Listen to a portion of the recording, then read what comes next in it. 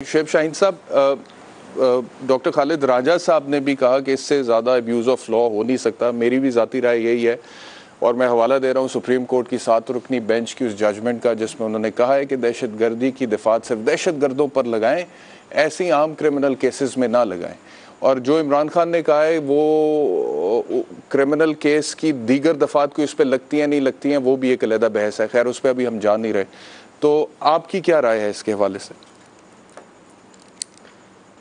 Barrister Ehtesham साहब, आपकी राय और बैरिस्टर खालिद रांझा साहब की राय से मैं बिल्कुल मुत्तफिक हूँ। देखें, ये PLD 2020 सुप्रीम कोर्ट पेज 61 है, जिसके अंदर ये सारी चीज़ें बड़ी तफसील के साथ सुप्रीम कोर्ट ने वाजे कर दी हैं। अब एक शख्स खड़े होकर कहता है कि जी मैं आपके खिलाफ मुकदमा करूँगा, आपके खिलाफ प्रोसीड करूँगा, तो आप वाली बात है कि इसमें FIR बनती है नहीं बनती, हम उसमें नहीं जाते। यार, दहशत गर्दों के ख़िलाफ़ लगाओ। दहशत गर्दी का कानून किस लिए आया था? दहशत गर्दी को ख़त्म करने के लिए। ये किसी पॉलिटिकल वर्कर्स के ख़िलाफ़ नहीं, पॉलिटिक्स के ख़िलाफ़ नहीं। पॉलिटिकल विक्टिमाइजेशन में असल में हमारे सारी सियासी पार्टियां इस हद तक आगे चली गई हैं कि किसी ना किसी तरीके से हमने अपने पॉलिटिकल अपोनेंट को नीचे लाना ही लाना है।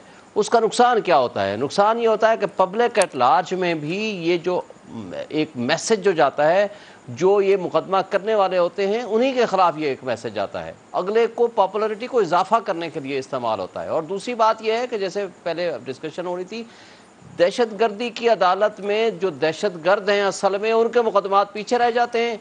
ये जो 100 कार्ड क्रिमिनल केसेस या 100 कार्ड दहशत गर्दी के मुकदमात होते हैं, ये जैसे 25 मई वाले मामले में भी दहशत गर्दी के बेशुमार मुकदमात बना दिए गए। क्या इफेक्ट हुआ? सबकी जमानतें बेल बिफोर अरेस्ट हो गई।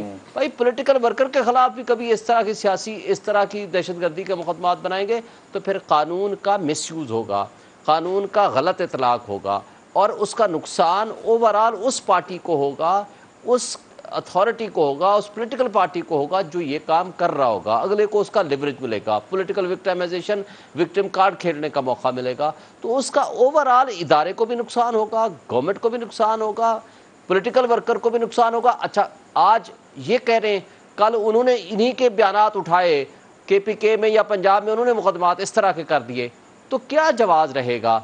ये पॉलिटिकल पार्टीज़ को कम से कम एक बात पे कंसेंसस होना चाहिए कि ठीक है, कोई भी कानून को हाथ में ना ले, लेकिन उसका ये तरीका कार जो है एक दूसरे के खिलाफ दहशत गर्दी के मुकदमात बना देना, दहशत गर्द बना देना अपने ही पॉलिटिकल वर्कर्स को। आपका इख्तलाफ हो सकता है किसी भी पार्टी का किसी भी पार्टी के साथ धारे इख्तलाफ, आज इख्तलाफ है कल इत्तेहाद है, उसका क्या इम्पैक्ट आएगा कि अगर हम पॉलिटिक्स को दहशत गर्दी के साथ जोड़ देंगे, उसका ओवरऑल नुकसान भी होगा, ओवरऑल इदारों को भी नुकसान होगा, ओवरऑल पॉलिटिक्स को भी नुकसान होगा। तो जो गढ़ा हम आज किसी के लिए खो देंगे, कल उसमें खुद गिरने का इम्कान होता है।